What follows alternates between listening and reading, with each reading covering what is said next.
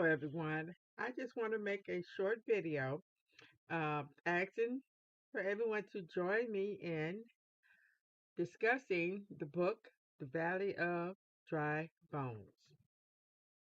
Now, I just want to read a little bit of here in chapter 37 of Ezekiel, chapter 37.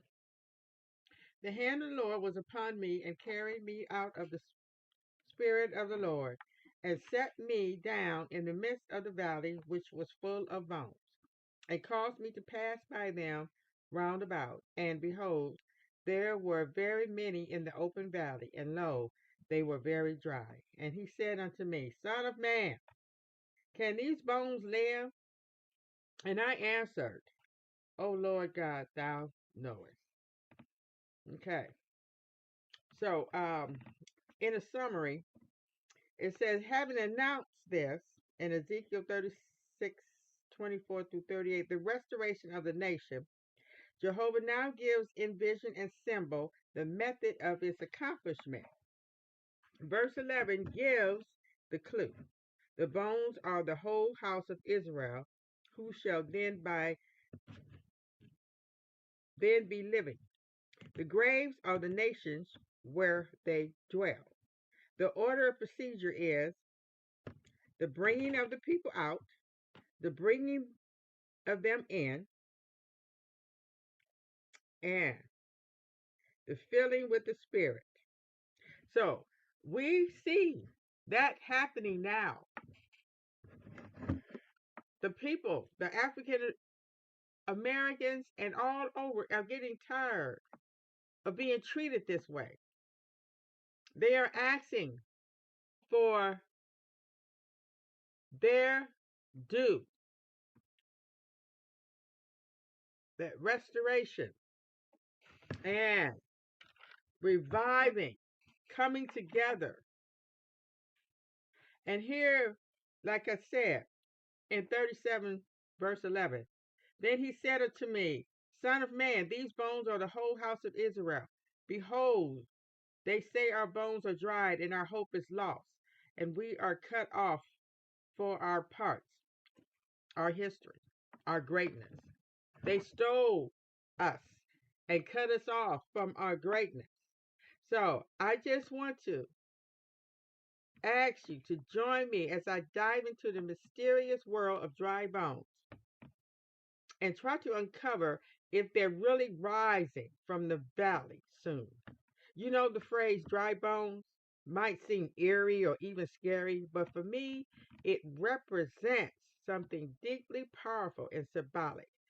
It's a metaphor for hope and revival, a reminder that even in the darkest of times, there is always a chance for transformation and rebirth.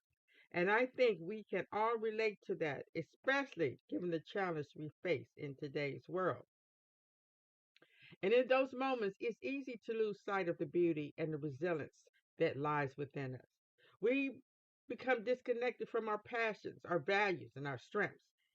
It is as if the spark that once drove us has been extinguished, leaving behind only a faint glow of what could have been. But what if I told you that this is exactly where the story of the dry bones begins? In the book of Ezekiel, the prophet Ezekiel is taken to a valley filled with dry bones, representing the Israelites' loss of hope and a dying identity. But through a series of divine interventions, those lifeless bones begin to rattle, resemble, and even come back to life. It's a powerful symbol of revival, restoration, and redemption. And I believe this story holds a profound message for us today. And this historical context of the dry bones narratives is one of war, exile, and a displacement. The Israelites have been defeated, their temple destroyed, and their people scattered. They felt abandoned by God and disconnected from their heritage. And you know that we know that the temple is the body, and we have been destroyed within. We have been stolen from our roots. Our history has been disassembled and reassemble to look like somebody else did all the wonderful things that we did. Fast forward to modern times, and we find ourselves facing similar struggles that our forefathers and foremothers had to face. Here we are in 2025 facing the same challenges. We are battling climate change and also social injustices and economic inequality. And a lot of this has to do with our own inadequacy, disfranchised, and our lack of moral decay. But in the face of these challenges, we must remember that we too will rise from these ashes, just like the dry bones. And we have to. We have to do this. And please let me know as soon as possible. You want to join our group, the Valley of the Dry Bones. Thank you for listening.